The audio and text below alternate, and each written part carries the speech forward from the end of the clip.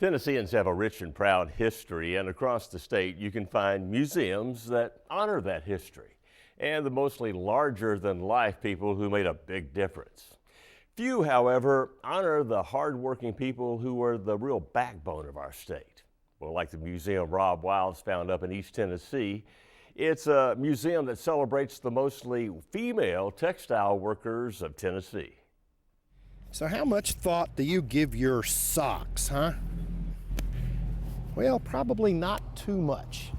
Might be different if the economy of your town depended on things like socks, which is the way it was here in Englewood, Tennessee. For about a century, the sewing mills, like this Eureka mill depicted here in this mural, were the big employers in town. Now the mills, like this one, are all gone. But the people who worked in the mills, mostly women, are remembered and honored here.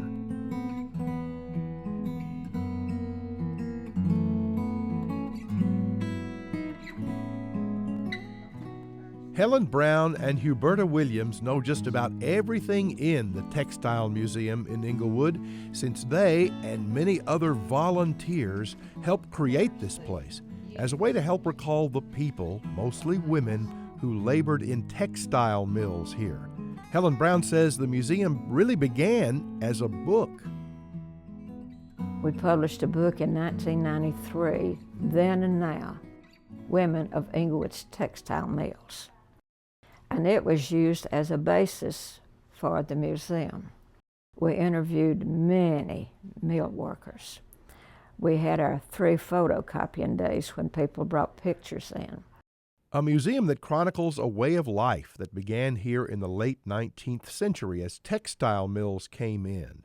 And that, according to Helen Brown, shaped the town and the people who live in it. Well, it was a mill town. Some people sort of looked down on them if they worked in a mill. And then others thought it was wonderful that they had a job. So they would work, and in the early 1970s, it was so hot when they got ready to leave, they'd have to brush their skirts to get the lint off. And there would be lint in their hair, and they were called lint heads, which was sort of a derogatory term. Being called a lint head was a small insult to swallow for women who needed to help support their families. A lot of times the women would take a baby to work with them, put them in a box of socks, and the mill owners didn't care for that. They'd let them, And the more in a family, the better it was, because there was just that many more to work. Huberta Williams' mother was one of those women who worked sending socks to the world. She was the floor lady, and she's the one that got the orders up, but the people would be working, and she would carry them work and pick it up from them. As you walk through the museum, you get a feel for life in the mills and the town they supported. If you walk around, you'll see that there are displays all the way around the room.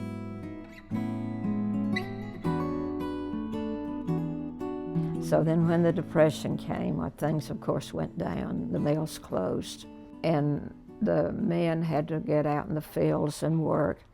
The women made chenille bedspreads. They brought them up from Georgia, and they would pick out the ones they wanted, a lot of design or not much design. One woman told us when we interviewed, said, "I took my baby out to the field and worked all day. I came in at night and worked on my chenille bedspread and made maybe 20, 30 cents for doing that." Outside the main museum is a home tied to the mills too, built by a mill owner, now holding even more of Englewood's history.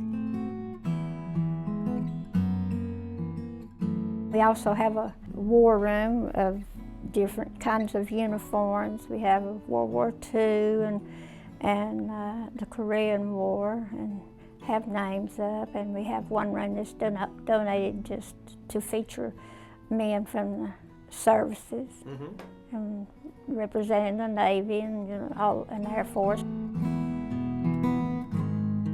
We have a children's room and have a bride's room, and then we have just hats, and then we have features of other fashions.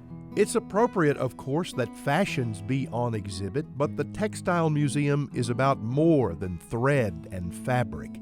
It's about the fabric of society in a town where little reminders of its past are everywhere. It's about work and dignity and doing what was required to support a family during good times and bad, all remembered and honored at the Textile Museum in Englewood.